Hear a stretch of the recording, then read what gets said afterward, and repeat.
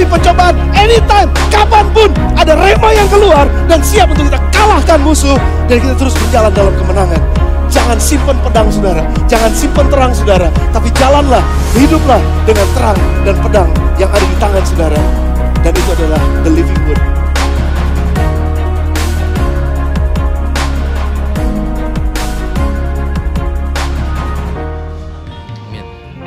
Shalom saudara, silakan duduk. Senang ketemu dengan saudara kembali di tempat ini dan tema kita sepanjang bulan ini adalah This is our God. Dan kemarin kita bicara tentang Yesus dan kelahiran dan pada hari ini kita bicara tentang Yesus dan kehidupannya. Dan sepanjang bulan ini menjelang Natal, saya yakin saudara excited gitu. Menunggu firman Tuhan diberitakan setiap minggunya. Mari kita buka Yohanes 20 ayat yang ke-30 sampai dengan ayat yang 31. Yohanes pasal yang ke-20 ayat yang ke-30 sampai dengan ayat yang ke-31. Firman Tuhan dicatat oleh Rasul Yohanes. Mengapa, ini adalah alasan mengapa dia menuliskan kisah tentang Tuhan Yesus. Menuliskan surat Injil Yohanes. Dan dia menuliskan seperti ini, memang masih banyak tanda lain yang dibuat Yesus di depan mata murid-muridnya yang tidak tercatat dalam kitab ini. Tetapi semua yang tercantum di sini telah dicatat. Ini alasannya, kenapa dia mencatat, dua alasannya. Yang pertama, supaya kamu percaya bahwa Yesuslah Mesias, anak Allah.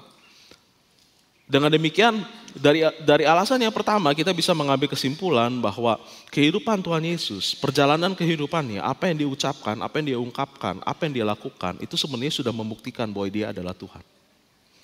Dari itu aja udah kelihatan bahwa dia adalah Tuhan.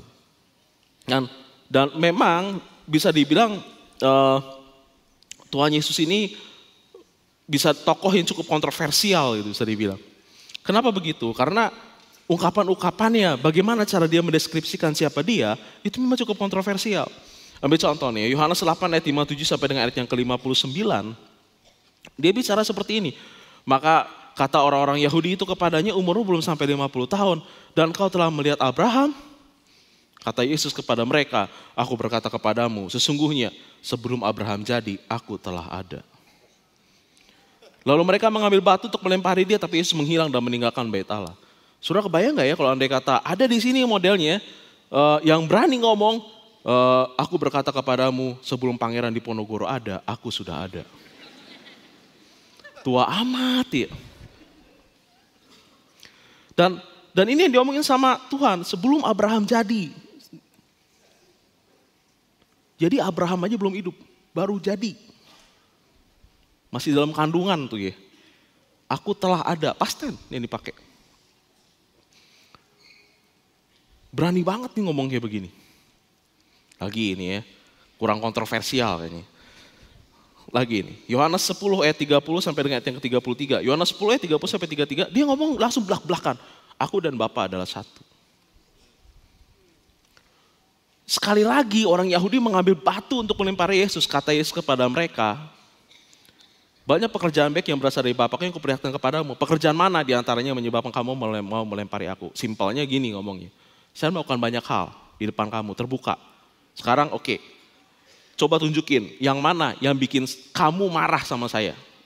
Sehingga kamu mau membunuh saya. Dan ini jawaban orang-orang Yahudi.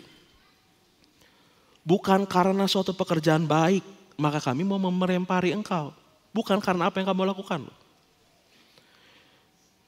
Melainkan karena kau menghujat Allah. Dan karena engkau sekalipun hanya seorang manusia saja, menyamakan dirimu dengan Allah. Saudara, kebayang lagi nih ya, kalau andai kata ada yang model kayak begini, terus bilang, di sini nih, terus ngomong kayak begini, aku dan Allah adalah satu. Wih, bisa dipenjara lebih lama dari Ahok. Pasal penistaan agama udah dari dulu. Sekalipun engkau menyamakan dirimu dengan Allah. Wih. Satu lagi ya, satu lagi. Yohanes 14 ayat 6 sampai 9. Kata Yesus kepadanya, akulah jalan kebenaran dan hidup. Tidak ada seorang pun yang datang kepada Bapa kalau tidak melalui aku.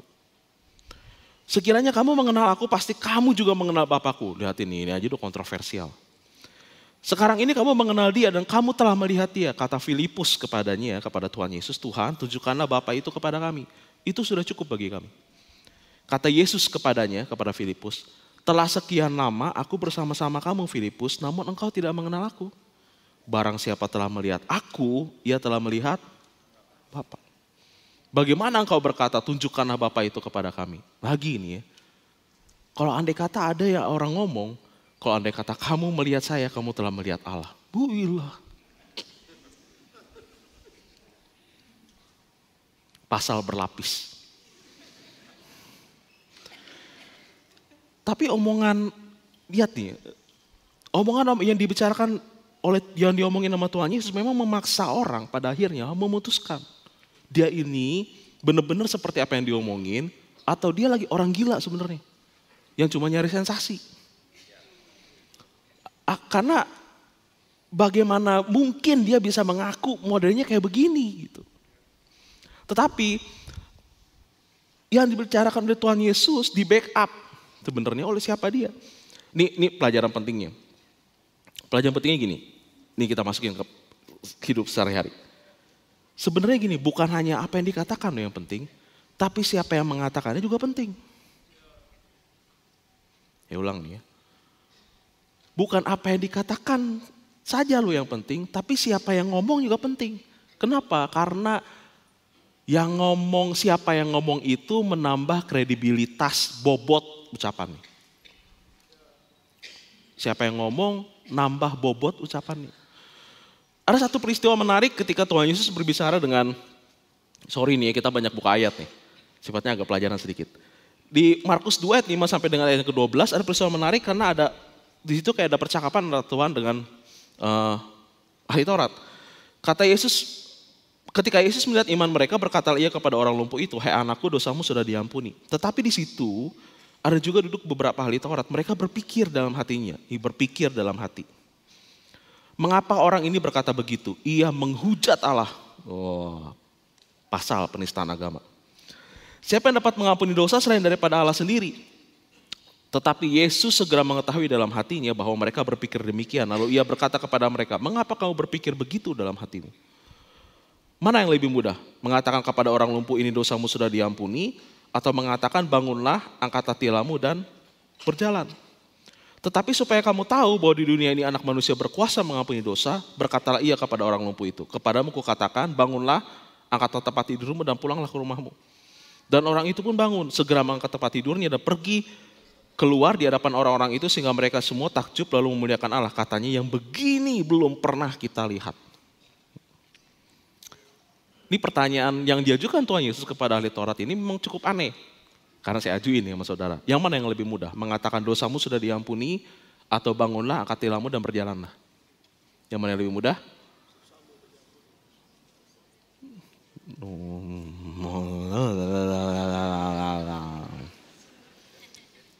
Jebakan bukan ya? Yang mana yang lebih mudah? Dulu saya pikir ngomong yang lebih mudah itu bangunlah, angkat tilammu dan berjalanlah karena tanda kutip alasan moral. Tapi sebenarnya yang lebih mudah itu memang ngomong dosamu sudah diampuni. Kenapa? Karena nggak perlu pembuktian. Saya ngomong nih mas saudara, ada yang nangis-nangis, gitu terus dibilang, Tuhan sudah mengampuni dosamu. Dari mana coba orangnya tahu? Emang langsung kelihatan gitu rekening bank, tuh gitu nggak kelihatan loh. Dari mana dia tahu? Tapi kalau ngomong bangunlah, angkat tilammu dan berjalanlah. Nah itu baru kelihatan bohong apa enggak. Karena orangnya langsung ngebuktiin. Bisa jalan enggak?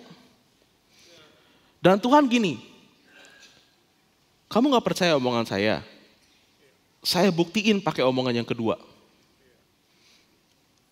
Omongan kedua terjadi, ini kredibilitas saya. Tuhan tuh ngomong kayak gitu. Supaya kamu tahu bahwa saya berkuasa mengampuni dosa, saya akan buktikan di depan kamu saya sembuhin orang ini. Jadi dia ngebangun kredibilitas. Nah, Saya pernah baca kayak semacam curhat gitu dari salah seorang penulis awam. Dia pernah ngasih tulisan ke salah satu surat kabar terkenal tentang satu peristiwa sejarah gitu. Nggak nyebut surat kabarnya dia, tapi ini surat kabar cukup terkenal. Dan dia kecewa karena tulisan dia ditolak. Dan ketika dia baca surat kabar itu, ada satu tulisan juga yang masuk di situ. Tulisannya persis seperti apa yang diomongin. Dia juga nulisnya begitu maksudnya. Dia agak marah jujur pada waktu itu, dia tersinggung sama surat kabar itu, kenapa saya ditolak, yang ini diterima. Gitu. Padahal yang kita ngomongin benar-benar sama. Tapi akhirnya dia menyadari satu hal gini, dia itu penulis awam, penulis amatir. Yang masuk jadi artikel di surat kabar itu, ahli sejarah. Ngomongin soal sejarah. Nih orang nih ya, ahli sejarah, ngomongin soal sejarah, sama orang yang biasa-biasa aja ngomongin sejarah. Saudara percaya yang mana? Yang diomonginnya sama. Ya tuh ya, bukan cuma apa yang diomongin, kredibilitas orang yang ngomongin juga penting. Jadi siapa yang ngomong penting. Oleh karena itu gini, saudara jangan marah sama orang-orang. Kalau andai kata saudara ngomong gak didengerin. Jangan-jangan emang saudaranya gak kredibel.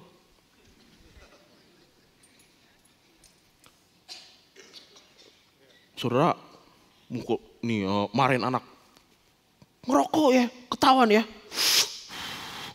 Jangan ngerokok, tau nggak? Kredibel ngomong jangan ngerokok. Terus kitanya keki gitu karena anaknya nggak ngedengerin. Jangan-jangan memang situnya nggak kredibel. Jack Ma ngomong satu hal yang menarik. Jack Ma ngomong kayak gini.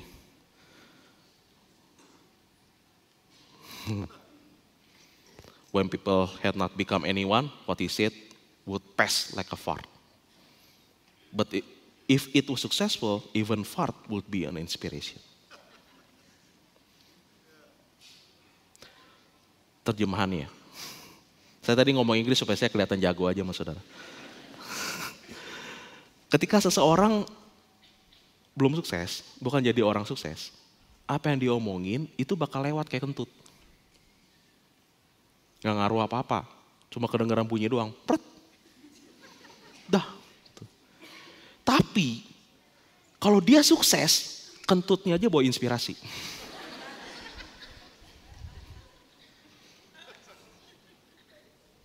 Itu diomongin sama Jack Ma tuh. Sebenarnya dia maksud begini. Omongan satu ucapan berbobot atau tidak juga ditentukan oleh siapa yang ngomong. Dan ketika Tuhan Yesus ngomong, aku dan Bapa adalah satu. Itu kredibilitas omongannya itu ditentuin oleh siapa yang ngomong. Dan kita akan lihat ya. Dan kita lihat apa yang dilakukan itu memang menunjukkan bahwa ucapan itu memang layak untuk dipercaya. Yohanes 20 ayat 30-31, kita balik lagi tadi ke ayat yang awal. Kita bagi nih ya, ada dua tujuannya. Yang pertama itu supaya kamu percaya bahwa Yesus adalah Mesias, anak Allah. Dan yang kedua, itu tujuannya itu supaya kamu oleh imanmu memperoleh hidup dalam namanya. Mari kita lihat yang pertama dulu. Supaya kamu percaya bahwa Yesus adalah Mesias, anak Allah. Saya senang dengan pertanyaan Tuhan Yesus kepada murid-muridnya pada waktu mereka berjalan di daerah sekitar Kaisarea Filipi. Markus 8 ayat yang ke-27 sampai dengan ayat yang ke-30. Ini pertanyaan yang menarik banget. Kemudian Yesus bersama murid-muridnya berangkat ke kampung-kampung di sekitar Kaisarea Filipi. Di tengah jalan, maksud Tuhan Yesus bertanya kepada murid-muridnya, katanya, kata orang, siapakah aku ini? Jawab mereka, ada yang mengatakan Yohanes Pembaptis, ada juga yang mengatakan Elia, ada pula yang mengatakan seorang dari para nabi. Ia bertanya kepada mereka, tetapi apa katamu? Ya, apa katamu? Siapakah aku ini? Maka jawab Petrus, engkau adalah Mesias. Lalu Yesus melarang mereka dengan keras supaya jangan memberitahukan kepada siapapun tentang dia. Ini pertanyaannya. Pertanyaannya Tuhan ajukan kepada murid menarik. Dia bertanya, tetapi apa katamu? Siapakah aku ini? Apa katamu? Personal kan? Siapa aku? Kalau Tuhan datang pada saat ini, kepada saudara nanyain hal ini jadi pertanyaan, ini jadi menarik. Jawab saudara apa? Tetapi pertanyaan siapakah aku ini, menanyakan siapa identitas, itu hanya bisa dijawab kalau kita punya pengalaman pribadi dengan orang itu. Kalau nggak punya pengalaman pribadi, ini pertanyaan nggak bisa dijawab. Contoh, kalau andai kata saya ke depan gereja sekarang, ke depan gereja gitu ya. Lalu tiba-tiba ada orang lewat, nggak tahu siapa. Orang lewat, terus tiba-tiba nyolek saya. Terus ngomong, siapakah aku?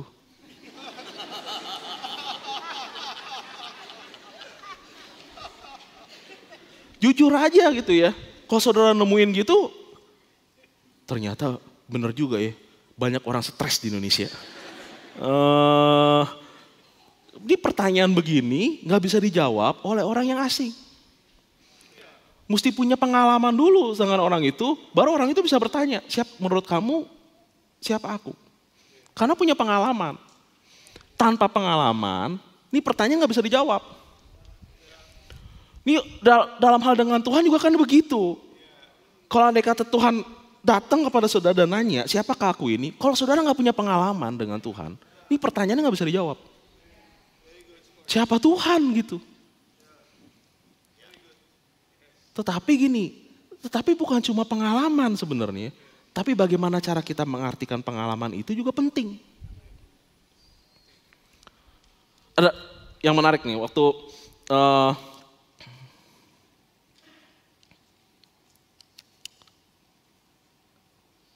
ada satu peristiwa menarik ketika Tuhan berbicara kepada murid-muridnya pada satu waktu. Markus 8 ayat 14-21 ngomong begini. Kemudian ternyata murid-murid Yesus lupa bawa roti. Hanya sebuah saja yang ada pada mereka dalam perahu. Jadi ceritanya mereka lagi dalam perjalanan, tiba-tiba murid-murid Tuhan Yesus lupa bawa makan. Lupa bawa roti. Lalu Yesus memperingatkan mereka, nih tanpa ujuk-ujuk nih ya. Tiba-tiba Tuhan ngomong begini. Katanya, berjaga-jagalah dan awaslah terhadap lagi orang Farisi dan ragi Herodes. Maka mereka berpikir-pikir murid-muridnya.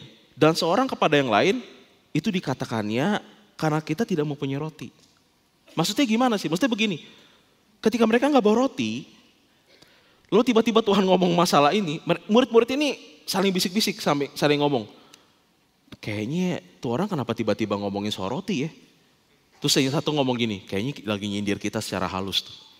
Karena kita nggak bawa roti. Biasa bos kalau ngomel kadang-kadang suka begitu, terselubung. Lagi nyindir. Dan ketika Tuhan mengetahui bahwa mereka lagi ngomongin itu, Tuhan ngomong kayak begini, ia berkata, mengapa kamu memperbincangkan soal nggak ada roti? Belum jugakah kamu paham dan mengerti, telah degilkah hatimu? Kamu punya mata, tidakkah kamu melihat? Dan kamu punya telinga, tidakkah kamu mendengar? Tidakkah kamu ingat? Pada waktu aku memecah-mecahkan 5 roti untuk 5.000 orang itu, berapa bakul penuh potongan-potongan roti kamu kumpulkan? Jawab mereka 12. Dan pada waktu 7 roti untuk 4.000 orang itu, berapa bakul penuh potongan roti kamu kumpulkan? Jawab mereka 7 bakul. Lalu katanya kepada mereka, masihkah kamu belum ngerti? Yang ketiga gini, apa coba kurangnya murid-murid? Ini lagi ngomongin roti kan? Ini topiknya sama nih, roti. Mereka udah nyaksiin 2 peristiwa. 5 roti, 2 ikan. Cuma ada 5 roti, bisa ngasih makan 5.000 orang. Peristiwa yang kedua, cuma ada 7 roti, bisa kasih makan 4.000. Kalau andai kata itu bisa dilakukan, apa sih susahnya 1 roti buat kasih makan 13? Bilang, mereka kan udah pernah ngelihat mujizat ini sebelumnya. Mereka kan udah pernah tahu. Mereka kan udah pernah ngalamin. Mereka kan udah pernah ngerasain. Kok masih ada keraguan model kayak begitu? Ayo. Ini kan berarti menunjukkan begini. Gak semua orang yang mengalami pertolongan Tuhan, mujizat, mengalami pertumbuhan dalam pengenalan akan Tuhan.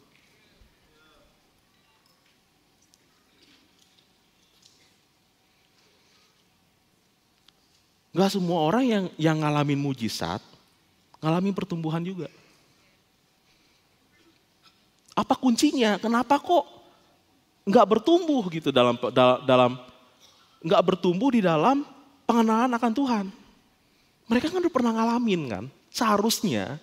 Makanya kenapa Tuhan mungkin ada kesel, jengkel kali pas dia lagi ngomong gitu. Masa sih kamu nggak ngerti-ngerti juga? Ini loh seharusnya. Bukan cuma sekedar pengalaman ketemu Tuhannya. Tapi bagaimana kita ngertiin pengalaman itu juga sama pentingnya. Bagaimana kita nyimpan itu di dalam memorinya kita. Bagaimana kita ngunyah pengalaman itu, sepertinya kita nggak mungkin lupa itu pengalaman. Itulah mengapa, ini kelihatannya murid-muridnya lupa ketika dalam krisis. Sehingga Tuhan perlu ingetin lagi, ya ampun, yang masalah lebih susah aja aku pernah tolong. Masa masalah yang lebih begini aja kamu, ngomong ini begitu? Sedangkan yang lebih besar aja aku telah melakukan mujizat dalam kehidupan kamu. Masa kamu lupa? Itu dia tuh kata kuncinya. Lupa. Karena pengalaman tidak diartikan. Pengalaman tidak disimpan di dalam hati. Gitu juga dalam masalah hubungan dengan Tuhan. Pengalaman dengan Tuhan tolong disimpan. Dan ingat balik ketika kita mengalami satu kesulitan dan ketika kita mengalami satu kesusahan. Bukan cuma sekedar dialami. Nah ini ada satu lagi nih, peristiwa menarik juga. Ini yang ini pelajaran yang buat saya juga pernah cukup menarik. Markus 4 ayat 35 sampai 41 ngomong gini. Pada hari itu, waktu hari sudah petang, Yesus berkata kepada mereka, marilah kita bertolak ke seberang. Mereka meninggalkan orang banyak itu, waktunya cepat. Lalu bertolak dan membawa Yesus beserta dengan mereka dalam perahu di mana Yesus telah duduk, dalam perahu-perahu lain juga menyertai dia. Lalu mengamuklah tofan yang sangat dahsyat dan ombak menyembur masuk dalam perahu sehingga perahu itu mulai penuh dengan air. Pada waktu itu Yesus sedang tidur di buritan, lagi ada tofan nih tidur, di sebuah tilam, di sebuah kasur maksudnya. Lalu murid-muridnya membangunkan dia dan berkata kepadanya, Guru, engkau tidak peduli kalau kita binasa. Ia pun bangun, menghardik angin itu dan berkata kepada danau itu, diam, tenanglah. Lalu angin itu reda dan danau itu pun menjadi teduh sekali. Lalu ia berkata kepada mereka, mengapa kamu begitu takut? Mengapa kamu tidak percaya? Mereka menjadi sangat takut dan berkata seorang kepada yang lain, siapa gerangan orang ini sehingga angin dan danau pun taat kepadanya. Dari kisah ini sebenarnya yang menarik itu adalah pertanyaan murid-murid kepada Tuhan. Pertanyaannya adalah, Guru, engkau tidak peduli kalau kita binasa. Ini menarik nih. Karena gini, kenapa pertanyaan ini muncul, itu dia tuh yang menariknya. Kenapa pertanyaan ini yang ditanyain? Kalau gini, mari kita berandai-andai ini. Kalau andai kata murid-murid gak percaya Tuhan Yesus bisa hentiin badai, pertanyaannya gak kayak gitu. Murid-muridnya gak bakal ngomong kayak gitu. Kalau murid-muridnya gak percaya Tuhan bisa hentiin badai nih ya. Murid-muridnya bakal ngomong gini, Guru, kalau gak percaya nih, Guru, bangun Guru. Nih ember, tolong bantuin kita ngeluarin air dari perahu. Itu dia tuh. Tuh kalau gak percaya Tuhan Yesus bisa hentiin badai. Bangunin Tuhan Yesus, minta tolong keluarin air dari dalam perahu. Gitu doang bantuannya. Kan gak percaya bisa. Kalau 50-50, mungkin omongannya bakal jadi begini. Guru bangun. Guru ngomong-ngomong, kan guru bisa nyembuhin orang ya. Bisa ngentiin badai juga gak? Gitu. Itu pertanyaannya. 50-50 itu ya. Antara percaya gak percaya Tuhan bisa menghentikan badai. Tapi kalau pertanyaannya begitu, Guru, engkau gak peduli kalau kita binasa. Ini sebenarnya bukan meragukan kemampuan Tuhan untuk meredakan badai. Mereka tahu Tuhan bisa. Tapi yang ditanya, Tuhan peduli apa enggak? Jadi ini bukan meragukan kemampuan Tuhan, bukan. Tapi meragukan kepedulian Tuhan. Tuhan peduli enggak sih? Kenapa begitu? Kenapa begitu? Karena gini. Karena masalahnya Tuhan tidur, itu dia tuh problemnya.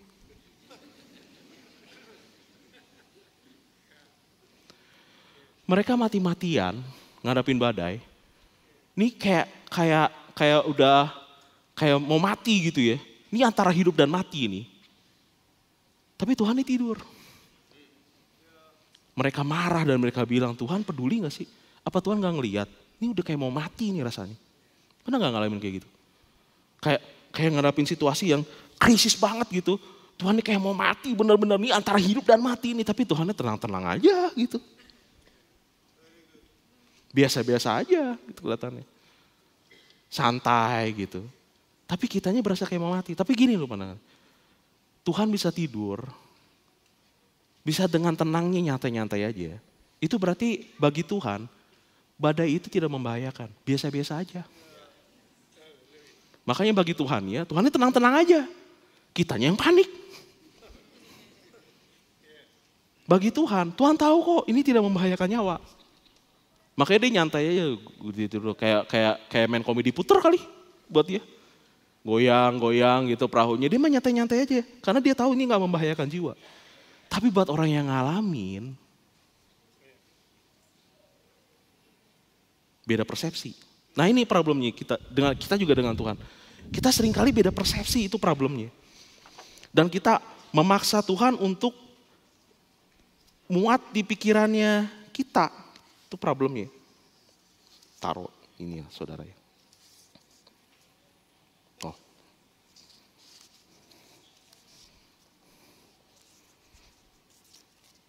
Ini otaknya kita.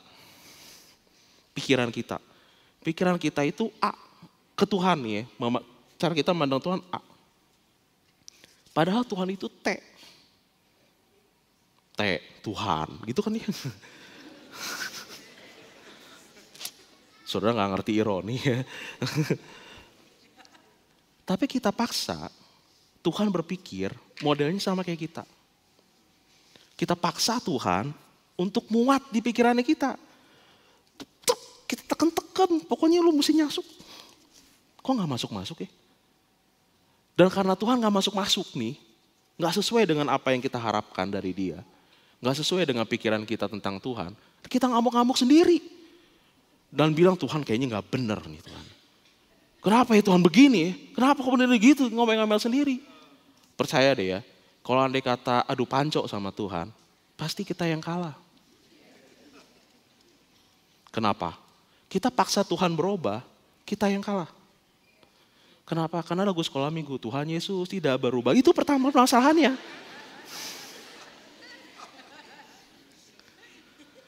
Bagaimana caranya mau merubah Tuhan coba? Kita yang kalah. Kalau mau pas, yang mesti dirubah bukan Tuhannya. Yang mesti dirubah, ya otak kitanya. Yang tadinya A, ganti jadi T. Nah kalau begini, masuk. Pas. Berarti gini, dalam perjumpaan dengan Tuhan, bukan cuma sekedar pengalaman ya kalau tadi ini ya. Kalau tadi kan kita bilang, dalam perjumpaan dengan Tuhan, kalau andai kata perjumpaan itu mau bermakna, kita mesti kasih arti dan kita mesti simpan. Tapi juga ada yang lain nih ya. Dalam perjumpaan dengan Tuhan, kalau mau perjumpaan itu bermakna, kita mesti mengubah pola pikir kita loh. Selarasin dengan apa yang Tuhan pikirin. Karena kalau enggak, lewat. Dan lihat apa yang Tuhan katakan kepada murid-murid pada waktu dia bangun. Kan dia dibangunin tadi itu. Dan dia bilang gini. Lalu ia berkata kepada mereka, mengapa kamu begitu takut? Mengapa kamu gak percaya? Ini juga perkataan menarik. Ternyata ada hubungan antara takut dan tidak percaya. Saudara kembar kayaknya. Ini dua kata digabungin begini jadi satu. Mengapa kamu takut? Mengapa kamu gak percaya? Kelihatannya memang ada hubungan antara takut dan tidak percaya. Gak tahu nih yang mana duluan.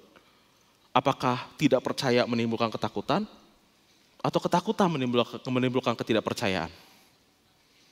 Tapi kelihatannya memang ada hubungan nih antara keduanya. Dan Tuhan menunjuk ada hubungan ini.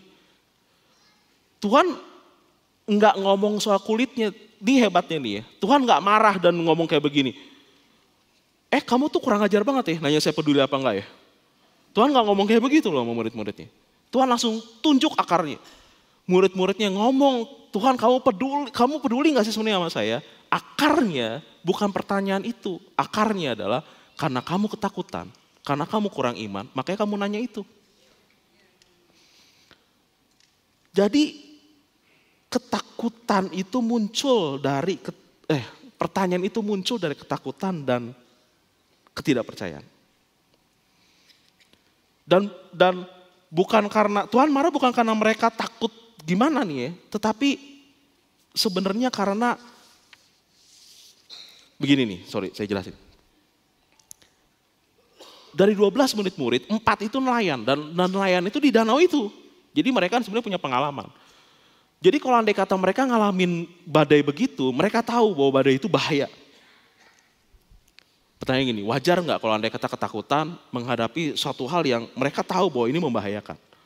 Sebenarnya sih wajar-wajar aja. Yang ditanya sama Tuhan Yesus, mengapa kamu takut seperti itu, model seperti itu? Itu loh yang jadi yang ditanyakan sama Tuhan Yesus. Mengapa kamu begitu takut? Itu ayatnya. Ya. Mengapa kamu begitu takut? Ada kata begitunya. Kata begitu itu berasal dari bahasa Yunani, hauto sebenarnya artinya. Yang artinya in this way, seperti ini. Modelnya kayak begini.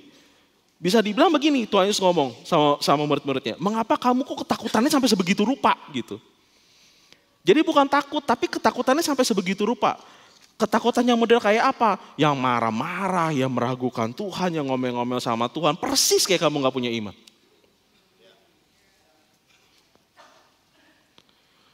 Bukan takutnya, tapi ketakutan model kayak begitu gitu. Kok bisa sih kamu muncul sampai kayak begitu ketakutannya? Kok kayak kamu gak kenal aku aja gitu. Masa sih aku ninggalin kamu? Kan gak mungkin gitu. Kok kamu sampai begitu sih ketakutannya? Itu loh yang diomongin sama Tuhan Yesus. Pengalaman sama Tuhan, jadi kayak gak ada artinya gitu. Dan itu loh yang Tuhan pertanyakan. Kok kamu sampai begitu sih? Kok kamu kayaknya kayak gak kenal saya aja sih?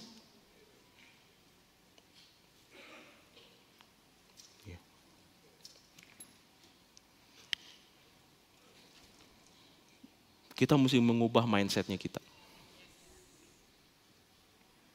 Tujuannya kedua. Cepat nih saudara.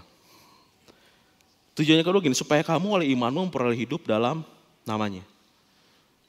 Memperoleh hidup dalam namanya. Oleh imanmu memperoleh hidup. Berarti gini, ada hubungan antara iman dengan hidup. Ada hubungan antara iman dengan hidup. Hidup itu berasal dari kata zoe. Yang kata yang dipakai untuk hidup itu tadi di ayat itu zoe. Zoe itu artinya kehidupan kekal yang berasal dari Allah. Yohanes 1:14 gini, dalam dia ada hidup dan hidup itu adalah terang manusia. Dua-duanya kata hidup itu di Yohanes 1:4 itu zoe, dua-duanya dipakai. Jadi ini ngomongin soal kehidupan kekal. Dan ini loh yang dipercaya oleh kita sebenarnya sebagai orang percaya. Ketika kita beriman kepada Tuhan Yesus, kita mempunyai hidup yang kekal. Di dalam Alkitab, bahkan kematian pun, orang meninggal gak pernah disebut meninggal. Tetapi tidur, kata yang dipakai. Tuh. So, ini gak gitu kelihatan nih di Alkitab bahasa Indonesia. Tapi ini kayak saya berasa kayak lagi khotbah di Sinar Kasih nih. 1 Tesalonika 4:14 ngomong gini, karena jika kita percaya bahwa Yesus telah mati, kata mati untuk Tuhan Yesus, itu kata yang dia pakai itu apotnesko, mati, benar-benar mati. Dan telah bangkit, maka kita percaya juga bahwa mereka yang telah meninggal, itu kata yang dipakai koimao, tidur artinya, beristirahat. Dalam Yesus akan dikumpulkan Allah bersama-sama dengan dia. Saudara baca perjanjian baru, kata-kata yang dibilang meninggal untuk orang percaya, selalu kata yang dipergunakan adalah koimao atau tidur atau beristirahat. Begitu untuk menggambarkan kematian. Meninggalnya orang percaya. Gak pernah disebut meninggal. Disebutnya beristirahat. 1 Tesalonika 4 tadi seakan ngomong kayak begini. Karena Yesus Kristus telah mati, supaya kamu bisa beristirahat. Kematian Tuhan menyebabkan kita menjadi hidup. Sehingga kematian, tanda kutip, kematian kita itu nggak benar-benar mati. Tapi sebenarnya itu istirahat. Gitu. Bukan mati-mati benar. Gitu. Dan begitu kuatnya kata ini, sehingga saudara tahu bahwa kata cemetery, bahasa Inggrisnya untuk kuburan, itu sebenarnya berasal dari kata bahasa Yunani koimeterion, yang artinya kamar tidur. Jadi kalau andai kata saudara bilang, mau pergi kemana, mau ke cemetery, sebenarnya itu lagi ngomong, saya mau ke kamar tidur. Begitu kuat gambarannya. Sehingga kuburan jadi kamar tidur. Itulah kenapa kuburan Kristen gak serem. Itu intermezzo.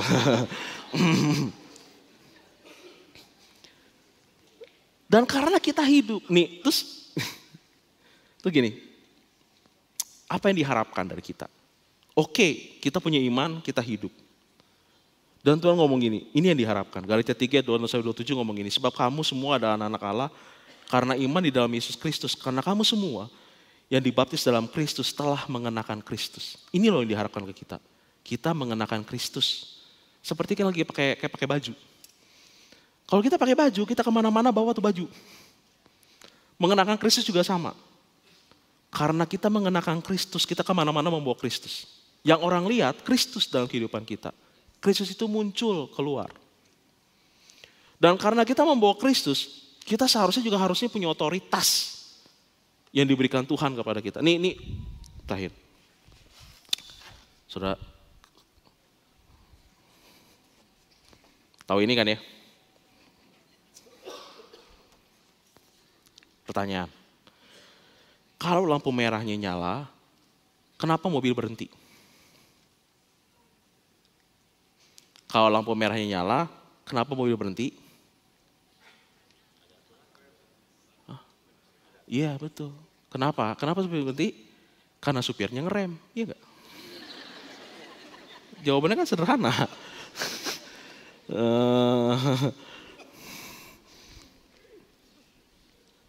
Ini lampu merah, berhenti mobil. Tapi ini ya, kalau saya keluar ke pinggir jalan depan gereja, lalu saya nyalain lampu,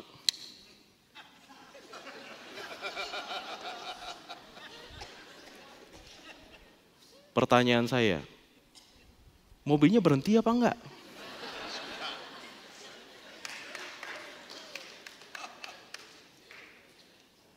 Kan lampunya sama-sama merah. Ulang nih udah nih ya. Kayaknya saudara nggak ngerti maksudnya. Lampu merah, lampunya warna merah, dia nyala, berhenti kan? Berhenti. Kenapa? Karena nginjek rem, betul kan?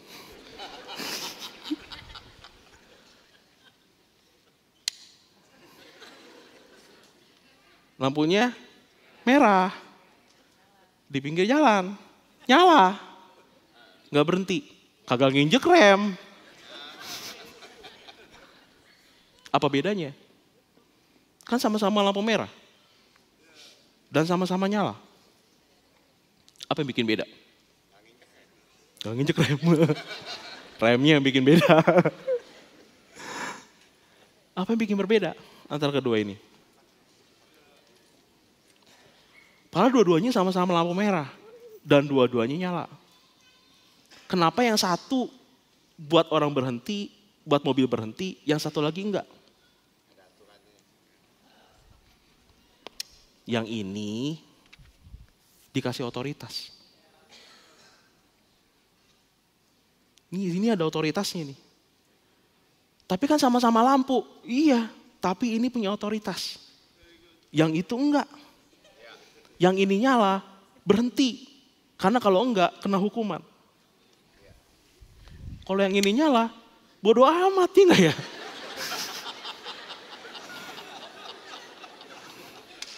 Mau berhenti kayak mau enggak kayak pengaruhnya gitu kan. Kenapa? Enggak ada otoritasnya. Gitu juga loh dengan kehidupan orang percaya loh. Sama-sama orang. Sama-sama berjalan di dunia. Tapi kita dikasih otoritas. Itu yang bikin kita beda. Dan ini otoritasnya. Lukas 10 ayat ke-19. Ngomongnya begini. Sesungguhnya aku telah memberikan kepadamu kuasa. Memberikan kuasa kepada kamu untuk menginjak ular dan kalajengking dan kuasa untuk menahan kekuatan musuh. Saudara tahu bahwa kita bisa menahan kekuatan musuh. Kita diperlengkapi itu. Kita diberikan kuasa itu. Dan itu dimulai ketika kita mengenakan Kristus dalam kehidupan kita. Tapi itu dimulai sebenarnya dari jawaban atas pertanyaan, menurut kamu siapakah aku? Ya. Mari, saya undang saudara untuk bangkit berdiri.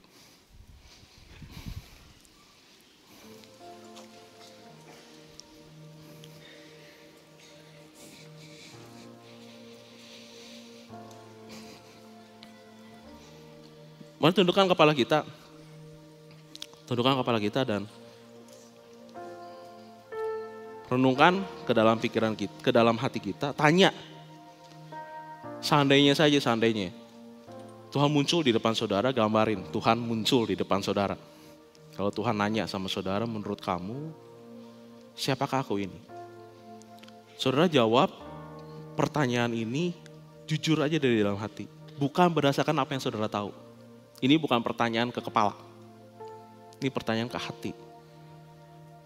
Pengalaman yang saudara alami bersama-sama dengan Tuhan.